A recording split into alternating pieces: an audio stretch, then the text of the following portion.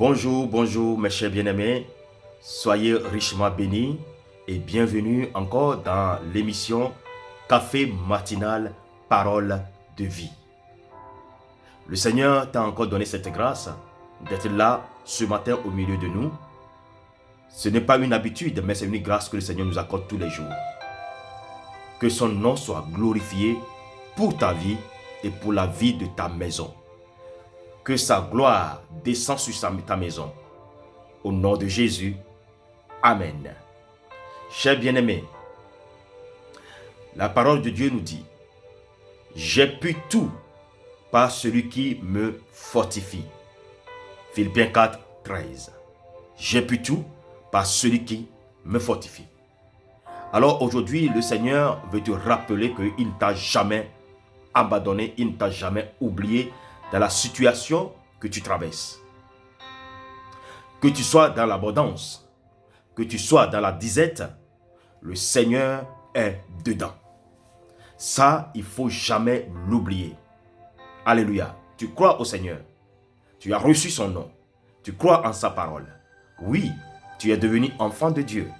Parce que c'est la parole de Dieu qui fait de toi un enfant de Dieu. Au départ, tu n'étais qu'une créature de Dieu. Parce que tu n'avais pas la parole en toi. Parce que tu n'avais pas accepté la parole. Mais à partir du moment où tu as accepté la parole et que tu as pris la parole à cœur, tu es devenu enfant de Dieu. Et il a dit, si une mère peut oublier son enfant, lui, Dieu, il ne t'oubliera jamais. C'est sorti de sa bouche. Et Dieu prend soin à accomplir sa parole. Ce que sa bouche dit, sa main l'accomplit. Alors il te dit ce matin, je ne t'ai pas oublié. Alléluia.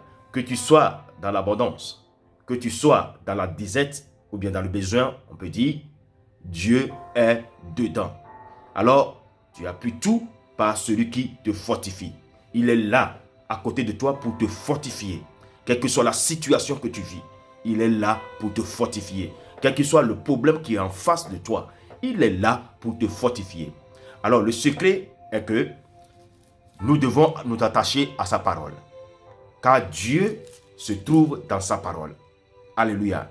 Dieu, c'est la parole que tu lis, c'est la parole que tu médites. Et il nous a bien dit, à chaque fois que tu prendras soin de méditer cette parole et d'essayer d'agir selon ce que tu médites dans la parole, il t'a promis que tu réussiras dans tout ce que tu entreprendras. Alléluia. Tu réussiras. Alors, aujourd'hui, il te le confirme encore qu'il est avec toi. Tu es dans la joie, il est avec toi. Tu es dans les besoins, il est avec toi. Tu es dans le malheur, il est avec toi. Vous voyez, le problème c'est que nous faisons confiance aux hommes. Alors que les hommes, quand tu es dans la joie, tu peux les voir. Mais quand tu es dans les problèmes, tes amis, la quantité de tes amis diminue. Mais quand tu es dans l'abondance, tu as beaucoup d'amis. Ils sont toujours là, dans les fêtes, dans les sorties, dans les shoppings, oui, dans les partages. Mais quand le malheur arrive, oui, je peux te dire une chose, la quantité de tes amis va diminuer. Et c'est instantané, ça va diminuer, ça va diminuer, ça va diminuer. Plus tu t'enfonces dans le problème, plus la quantité de tes amis diminue. Mais Jésus, celui-là qui est mort sur la croix pour toi, il est toujours là. Parce qu'il n'a jamais oublié ce que tu vaux. Que tu sois en haut, que tu sois en bas, lui, il n'oublie jamais ce que tu vaux pour lui. Et c'est pourquoi il est allé sur la croix pour toi. Quelqu'un qui s'est donné, qui s'est sacrifié pour que toi, tu sois libre. Cette personne, imagine la valeur qu'elle a mis sur toi. Cette personne, c'est Jésus-Christ de Nazareth. Alors, tout ce que tu fais, mets Jésus dedans. Dis, j'ai pu tout par celui qui me fortifie. Et celui qui te fortifie, c'est Jésus-Christ de Nazareth. Il est fidèle, il n'a pas changé. Il est le même, hier, aujourd'hui, éternellement. C'est-à-dire que hier, si tu as eu des témoignages éloquents et que tu étais dans la joie et qu'aujourd'hui, tu es dans des problèmes, ne perds pas la foi, ne perds pas espoir, ne doute point. Car l'ennemi de la foi, c'est le doute. Ne doute point. Recule et regarde tout ce qu'il a déjà accompli dans ta vie. dans les situations précédentes que tu as traversées. Si tu es encore en vie, c'est parce que lui l'a voulu. Alors tant qu'il veut que tu vis, il prendra soin de toi dans tous les domaines. Que Dieu te bénisse. Aujourd'hui, tu as encore reçu ton assurance. Tu t'es encore affermi dans la parole. Il est avec toi. Oui, il est avec toi. Que ce soit un problème dans le travail, que ce soit un problème dans le marché, que ce soit un problème dans la famille, que ce soit un problème dans ta vie, je ne sais pas quelle vie, le Seigneur, c'est lui qui te fortifie. C'est lui qui est à côté de toi. Souviens-toi qu'il est là et parle-lui. Il a dit, ne vous inquiétez de rien. Alléluia. Ne vous inquiétez de rien. Mais, en toutes choses, faites connaître vos besoins à votre Dieu. Alléluia. Tu ne t'inquiètes de rien. Mais commence par faire connaître tes besoins à Dieu. Dis à Dieu, j'ai besoin de ça.